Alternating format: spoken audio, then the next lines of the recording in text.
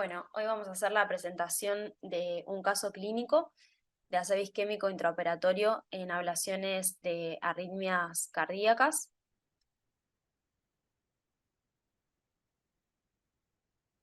El caso fue en una paciente femenina de 67 años que tenía un peso de 90 kilos, una talla de 1,65 m, eso nos daba un IMC de 33.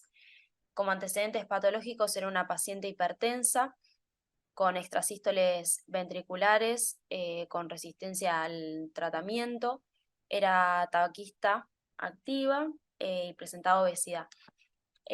Su medicación habitual era valsartán, amlodipina y bisoprolol, y el motivo de ingreso era una cirugía programada de ablación por navegación tridimensional del foco arritmogénico. En cuanto al manejo anestésico, lo que se planificó fue una sedación con midazolam, 6 miligramos, fentanilo, 100 microgramos, y la paciente se encontraba en ventilación espontánea, lúcida, vigil y orientada en tiempo y espacio. El procedimiento quirúrgico comenzó a las 5:30 de la tarde, con la paciente estable hemodinámicamente, con buena oximetría de pulso, en ventilación espontánea. A las 6:15, la paciente presenta una taquicardia paroxística supraventricular, se administran 6 miligramos de adenosina y revierte la arritmia.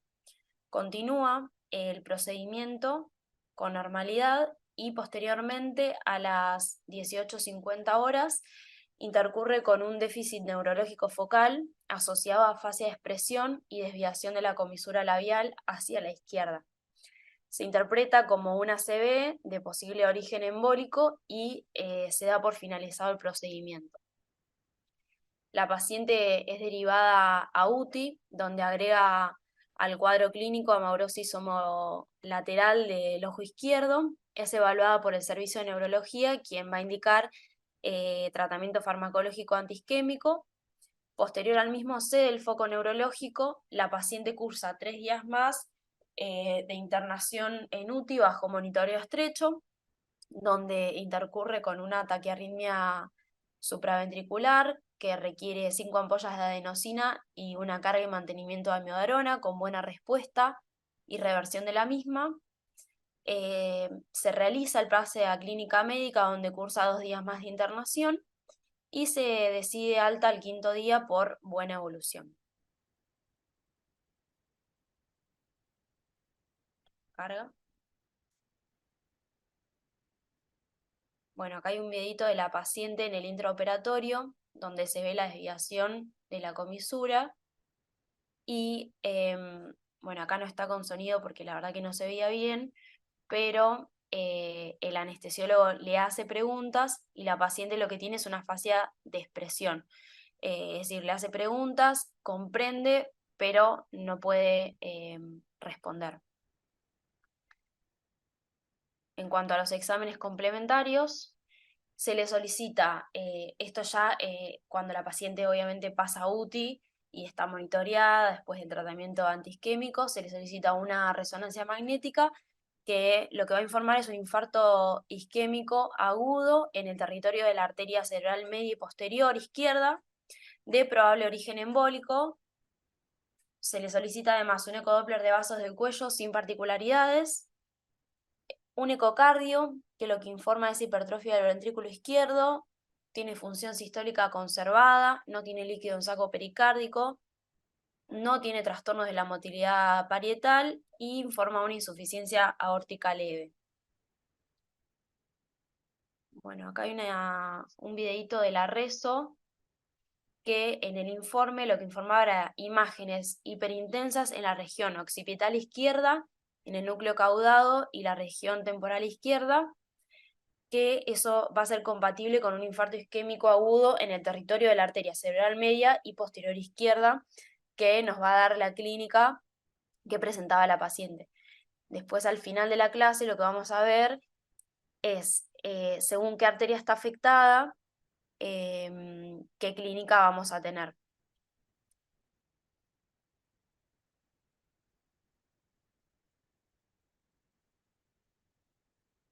Bueno, me pareció importante hablar de los riesgos y consecuencias de la anestesia con arritmias, aunque la incidencia es mayor, ¿sí? Durante las cirugías cardíacas, las arritmias intraoperatorias pueden afectar hasta el 29% de los pacientes sometidos a cirugías no cardíacas. Las fluctuaciones en los parámetros cardiovasculares y hemodinámicos debido a esas arritmias van a tener importantes implicancias, sobre todo en pacientes con comorbilidades que sean sometidos tanto a cirugías selectivas, o sea, programadas, como a cirugías de emergencias, sí, de emergencia que nosotros también tenemos. La mayoría de los agentes que nosotros utilizamos tienen efectos depresores en el miocardio, lo que va a reducir la contractilidad y la reducción de la estimulación simpática en la vasculatura periférica. Además hay otros factores como por ejemplo el desequilibrio de los electrolíticos, mediadores hormonales, estimulación física directa por el cirujano, el anestesista, que precipitan arritmias, el dolor, la temperatura o bueno, otros factores que precipitan arritmias, entonces tenemos que estar atentos a estos cambios para tenerlo en cuenta durante la cirugía. Bueno, y en cuanto a la ablación por navegación tridimensional, quise buscar, porque la verdad que no sabía bien de qué se trataba este procedimiento, y el mapeo 3D, bueno, en estos casos puede ejecutarse por técnica de balón o mapeo de no contacto, y lo que hace es rastrar un latido ectópico, sea atrial o ventricular aislado, o latidos en serie o inducidos transitoriamente. En cuanto a los focos ectópicos de taquicardias, sean automáticas, no rentrantes, por ejemplo, en arritmias de fase de inducción pueden requerir este tipo de tecnología. Estos sistemas de navegación lo que hacen es generar un campo de energía tridimensional que lo que hace es determinar mediante un sensor en el extremo distal que va a permitir que esta variación de la señal recoja, estimando la distancia, y lo que hace es generar, digamos, la imagen de la anatomía cardíaca, representando las distintas zonas de la arritmia. En cuanto al ACV isquémico intraoperatorio en ablaciones cardíacas, O sea, lo que hacen básicamente es meter un catéter, tipo como si fuese en hemodinamia. A veces, generalmente lo hacen por arteria subclavia. Es como una guía, como si fuese una cuerda de piano. Y sobre eso progresan como si fuese un catéter, que es la guía esta que va haciendo el mapeo. Y van como estimulando el corazón para ver dónde están los focos arritmogénicos y ablacionar eso, digamos. Van haciendo un mapita, ¿se escucha? claro, sí, Van haciendo un mapita que aparece en una pantallita, aparece de distintos colores, eh, y lo que van haciendo obviamente es generar la arritmia en el claro. paciente. A veces uno se asusta porque ves el monitor y decís, qué desastre, gracias a Dios tengo el cardiólogo acá al lado, pero bueno, básicamente lo que hacen es eso, es generar la arritmia, ir buscando, estimulando para ver dónde está el foco y dónde tienen que hacer la ablación. Sí, van generando como la imagen y la representación y la arritmia y así buscan los focos y bueno, y ahí ablacionan. Gracias, Manu. No, por favor. Bien. Bueno, y en el caso del ACV es una lesión del sistema nervioso central que pues es cualquier nuevo déficit neurológico que se presente después de la anestesia y que pueda ser localizado anatómicamente en el cerebro.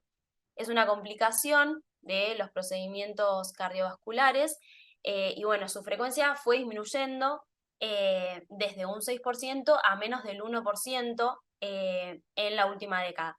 La realidad es que en cuanto a la prevalencia, según todos los artículos que busqué, es muy variable según si hablamos de cirugías cardíacas o neurológicas mayores, o si hablamos de cirugías no cardíacas, no neurológicas, que ahora vamos a ver la diferencia que hay en la prevalencia entre una y otra. Entonces hay que diferenciarlo. Bueno, el ACV temprano se lo puede diferenciar en el ACV temprano y ACV tardío. El ACV temprano ocurre en el periodo intraoperatorio y va a ser evidente en la clínica al despertar del paciente, ¿sí? Y el ACV tardío, el paciente despierta sin déficit neurológico, pero posteriormente se va a evidenciar en el transcurso de la vigilancia en cuidados intensivos, ¿sí? Bueno, la Declaración de Consenso de la Sociedad de Neurociencia en Anestesiología y Cuidados Críticos define un accidente cerebrovascular perioperatorio como un infarto cerebral de causa isquémica o hemorragia que va a ocurrir durante la cirugía o hasta dentro de los 30 días posteriores a la cirugía. Así que hay que tener en cuenta que puede ser intraoperatorio o hasta 30 días después. Los factores de riesgo para un ACV intraoperatorio son enfermedades que predisponen a isquemia o embolia cerebral, ya sea FA con un trombo mural endocárdico, ACV o AIT previos, hipertensión, tabaquismo, diabetes, dislipidemia, obesidad, después de una cirugía que conlleve un alto riesgo de lesión del sistema nervioso, como puede ser una endartectomía carotidia o endoprótesis carotidia, cirugías cardíacas, reparación de aneurisma o disección de aorta descendente torácica, craniotomías, hipotensión o parada cardíaca, pique elevada o procedimientos en sedestación.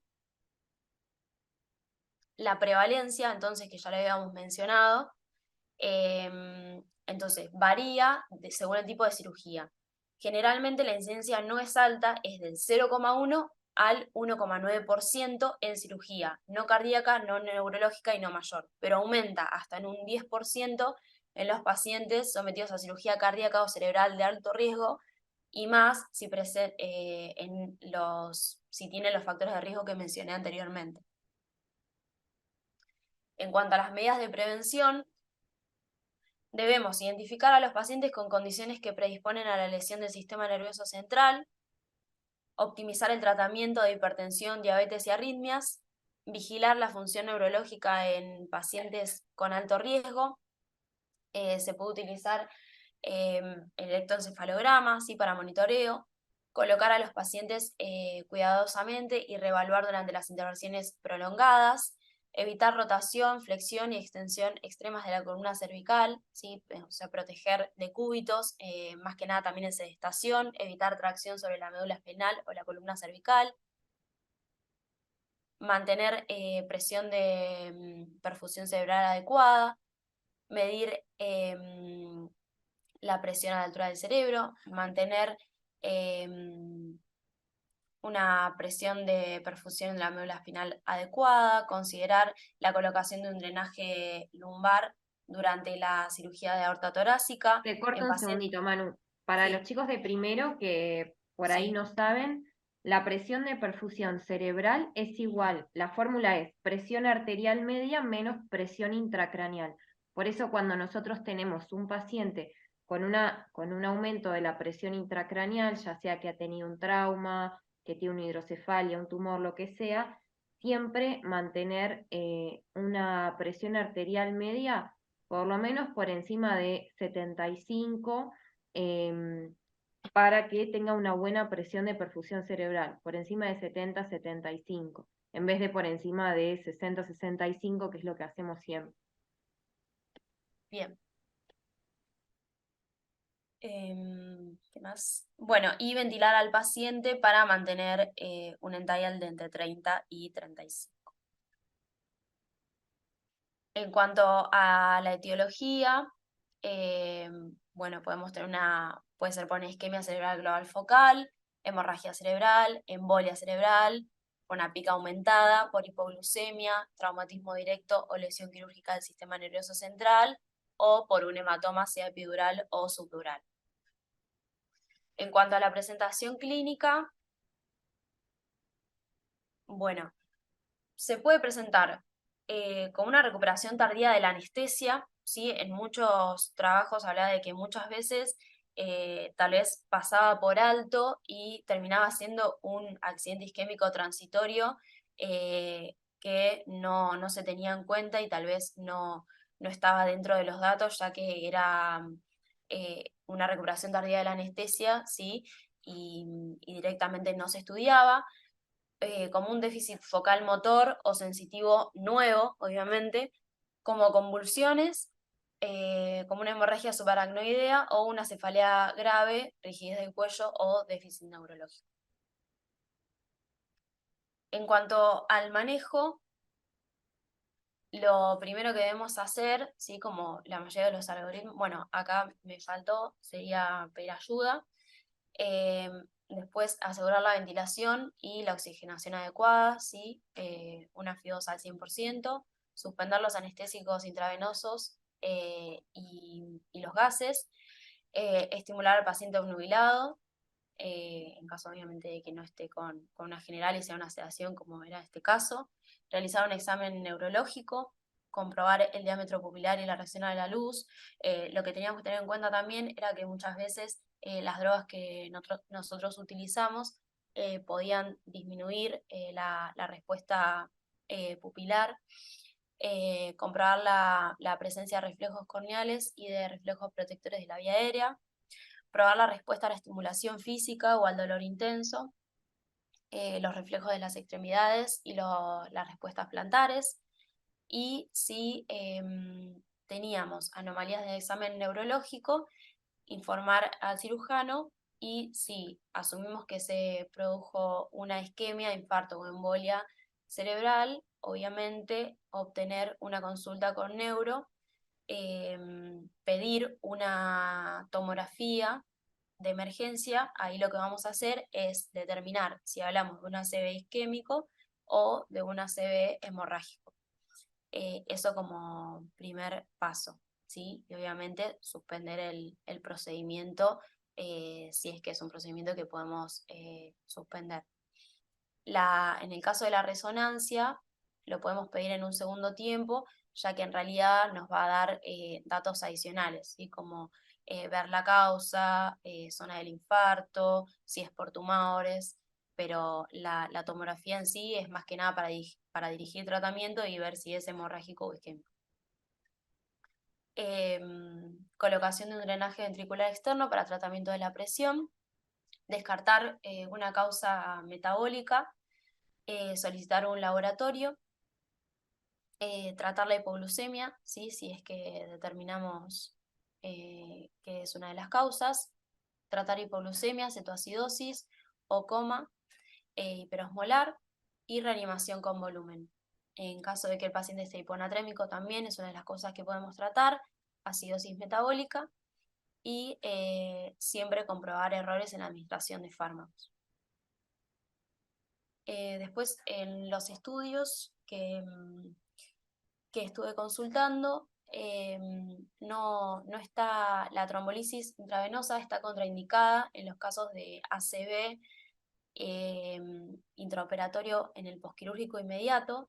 Sí, lo que se puede considerar es la trombectomía mecánica, sí, más que nada porque son pacientes que, o sea, una de las contraindicaciones de la trombolisis es una cirugía mayor en las últimas semanas. Y así que está contraindicada, y además la mayoría de los pacientes están anticoagulados. Así que en estos casos obviamente está contraindicado, pero se puede hacer trombectomía. Otra de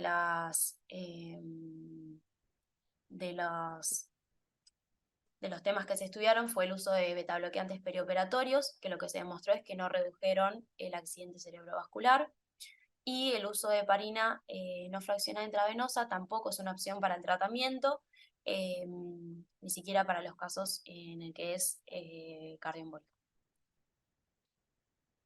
En cuanto a las complicaciones, van a ser complicaciones propias, digamos, del ACV, como hipoxemia, hipercambia, inestabilidad cardiovascular, incapacidad para mantener o proteger vía aérea, aspiración de contenido gástrico, extensión de la lesión neurológica, lesiones permanentes del sistema nervioso central, anomalías metabólicas, convulsiones y muerte.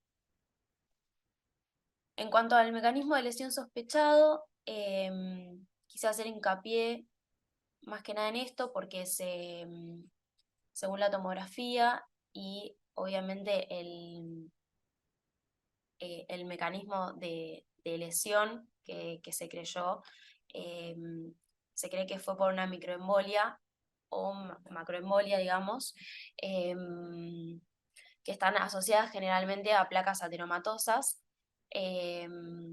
Y bueno, una de las fuentes embolígenas puede ser la ateromatosis aórtica, que es la causa más frecuente de embolia. ¿Sí? Pueden provenir de la calcificación aórtica, de la enfermedad valvular o por la alta velocidad de flujo sanguíneo desde la aorta canulada. El grupo de mayor riesgo lo presentan los pacientes con placas móviles o mayores de 5 milímetros dentro del lumen. Después pueden ser también microembolias gaseosas o sólidas desde el circuito extracorpóreo. Pueden ser también embolias aéreas, más frecuentes en las cirugías a corazón abierto o en cirugías valvulares. Pueden ser también trombos en el ventrículo o la aurícula izquierda. O por último, detritus de plaqueta y fibrina desde la ulceración carotídea. Bueno, en cuanto a la embolización de placas de ateroma, los factores de riesgo son la edad avanzada, el sexo masculino, factores de riesgo coronario, enfermedad vascular en trayectorios y la FA. Y este cuadrito me pareció interesante en cuanto a dónde está la lesión según el cuadro clínico que tengamos y la arteria afectada. Si tenemos un paciente con hemiparesia contralateral, incontinencia urinaria, confusión, apraxia en la marcha, posiblemente la lesión esté en la arteria cerebral anterior. Si tenemos un paciente con hemiparesia contralateral, disartria, hemianopsia homónima contralateral, afasia o apraxia, inatención sensitiva, la lesión va a estar en la arteria cerebral media. Esta paciente tenía afectada la arteria cerebral media y la arteria cerebral posterior. Si tenemos hemianopsia homónima contralateral, ceguera cortical unilateral, pérdida de memoria, parálisis de el tercer par, ahí va a estar afectada la arteria cerebral posterior. Y en el caso de la presentación de amaurosis, vamos a tener afectada la arteria oftálmica, ¿sí? Rama de la arteria carótida interna. Y en el caso del sistema, de la afectación del sistema vertebrovascular, vamos a tener déficit unilaterales o bilaterales de los pares craneanos, ¿sí? Así que va a ser un poco más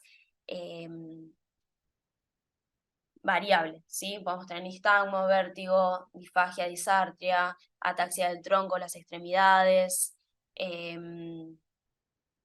Y en cuanto a los infartos lacunares, vamos a tener ausencia de déficit corticales de más de uno de los siguientes, ¿sí? Hemiparesia motora pura, puede tener hemianestesia sensitiva pura, hemiparesia táxica o síndrome de disartria manotor.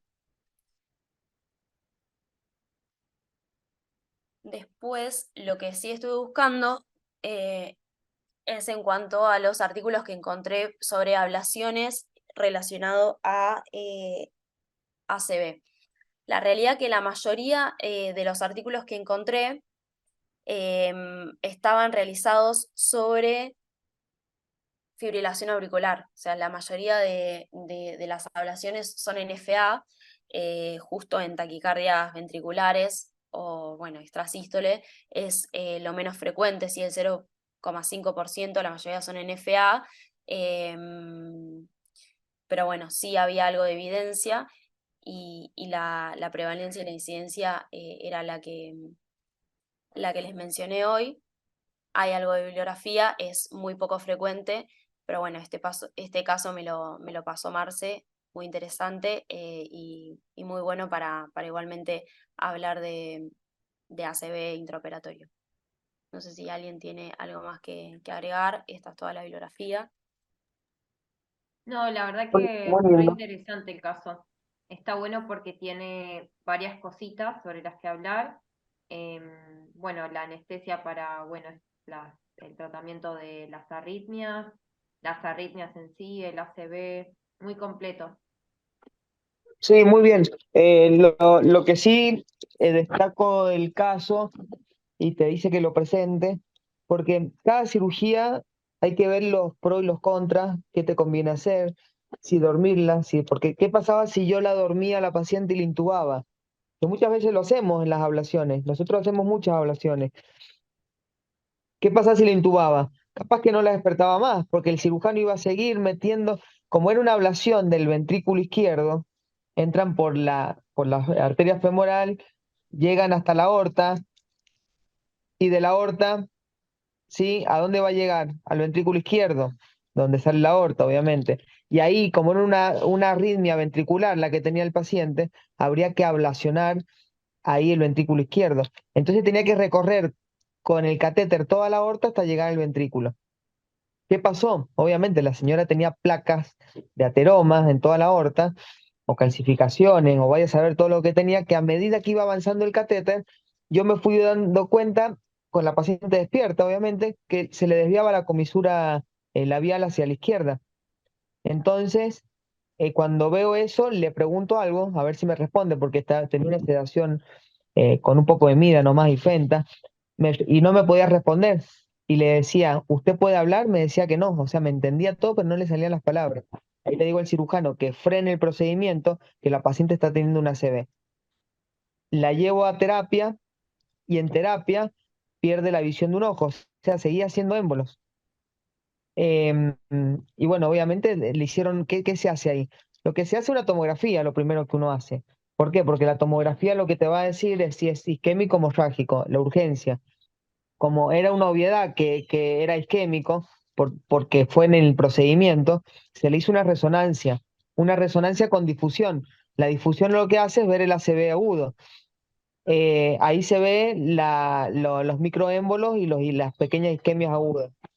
Después lo que se hace es un cerebro agudo. Cerebro agudo, ¿qué hace uno con un cerebro agudo? Tiene que evaluar la TAM que sea adecuada. Como decía Manu, la perfusión, que la perfusión sabemos que es la presión arterial media menos la presión intracerebral, la PIC. Entonces hay que tener una adecuada presión arterial media, por lo menos de 100, 110. Después, buena presión. Después controlarle la glucemia, ¿sí? Que no tenga hiperglucemia ni hipoglucemia, sobre todo hipoglucemia. Controlarle el sodio, controlarle la temperatura y la saturación y los signos neurológicos, que no progrese el cuadro. Entonces hay que controlarle esas 5 cosas, ¿sí? Cada una hora. Eso se llama control de cerebro agudo. Y lo que se hace generalmente es hacerle un score, se llama score de Niche. El score de Niche te da una puntuación que cuando es muy alta no se puede trombolizar, hacerle trombolíticos. ¿Por qué? Porque es muy riesgoso que haga hemorragia. Y cuando es muy baja, la puntuación, como en esta paciente, dio muy baja, no se tromboliza porque se puede llegar a resolver solo y no es ponerla al riesgo de trombolizarla. Entonces, se hace el score de Niche, que no me acuerdo el número, pero por decirles que si da entre 5 y 30, se puede trombolizar. Si da menos de 5 o más de 30, está contraindicado trombolizar. Bueno, así se sigue un cerebro agudo.